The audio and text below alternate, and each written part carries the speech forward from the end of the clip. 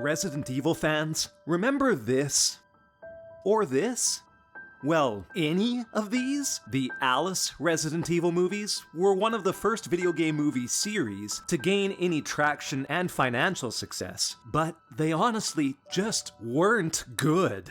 Especially for die-hard fans of the video game series, coming into them desperately hoping for some faithful adaptations. I mean, the first one didn't even have a single video game protagonist from the series in it. And even later, when they were added, it felt like they were just glorified cameos, only inserted because of fan insistence and nothing else. A lot of them even just got killed off unceremoniously. Also, Leon does not require facial hair. So, yeah, these movies came and went in the early 2000s. It would not make me sad to see them get blown up. Yeah, just take an entire nuke to them, like the government did to Raccoon City. Damn, yeah, this trailer, these 3 minutes, are already more impactful than the dozen or so hours that you'd be required to sit your ass through to get through all of the previous films. Capcom needs to make this a full-length feature. Sure, it's very similar in length and structure to the now ancient Walking Dead webisodes, where Hannah attempts to flee an outbreak of the living dead with her kids. And, in fact, this trailer doesn't break any new ground thematically, but even knowing that, it's still the most impactful Resident Evil short story I've ever seen. The intro is a bit cliched with the kid hiding in the closet, but it's not only a fun fake-out, it's a showcase of how the mom really goes all out to play make-believe zombie to entertain her, not having the slightest idea of how poorly this would age. Speaking of the mom, Maika Monroe, who I am amazed they were able to hire for such a short teaser, does a fantastic job selling us on the genuine love mothers have for their daughters. The absolute joy and investment witnessed in those bonding moments of mother-daughter dance-offs and bedtime story readings. This is so freaking well done. As is the mood switch when that cable TV panicked newsfeed and unresponsive 911 call signal the beginning of the end. Maika's mom strength escalates even further. When crap hits the fan, we have utter conviction in the lengths that she'd go to keep her girl safe, even so much as to risk death to rescue her teddy bear. These moments ensure that when the tragedy hits, we feel it. It's so bleak. We notice that liquor skulking in the background. There's no help, no weapons. Both of them are struggling simply not to give themselves away with noise. Again, smart reference to the blindness of the liquor.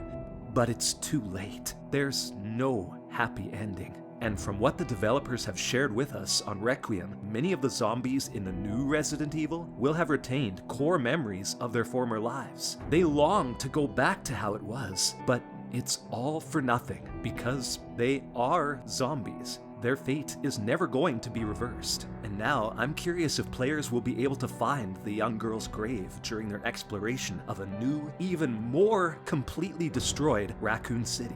I gotta say, when we as gamers roam through the shell of this urban wasteland and see the remnants of lives that ended way too soon and unjustly, and especially when we're confronted with zombies that aren't just the rotten husks of games past, but instead tragic beings who still have attachments and remnants of humanity within their minds, it's going to make for more conflicted, raw emotions when Alyssa and Leon are inevitably forced to put these monsters down, because they're clearly not all just monsters in that same disconnected sense as before.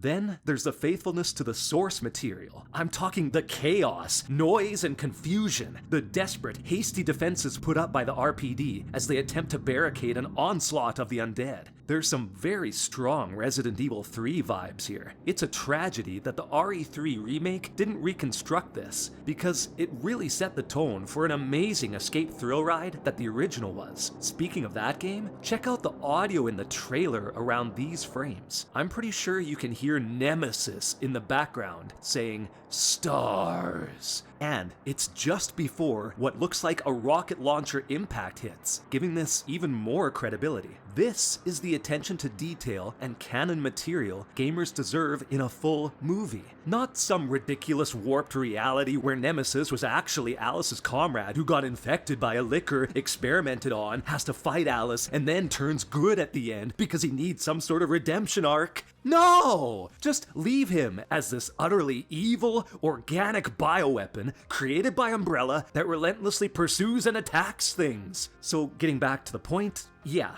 Capcom hit it out of the park with this promotional trailer. And I'll reiterate, why doesn't the company just make the next movie itself? The vibe, emotional connection, even the aesthetics are fantastically chosen. This is clearly a 90s house, given the color scheme, appliances, good old-fashioned corded phone on the wall, and the CRT TV. Clearly, fan expectations and faithfulness to source material would be best put into the hands of the company that gave life, undead life, to the entire franchise in the first place. Give Maika whatever money she wants, too. Have her project to us those harrowing experiences in the early days of this mini-apocalypse, including small successes and fleeting glimpses of hope playing out as she attempts to shield her precious child from a hell that took over a city in less than a few hours. Just how long did they endure? However much time it was, it wasn't enough.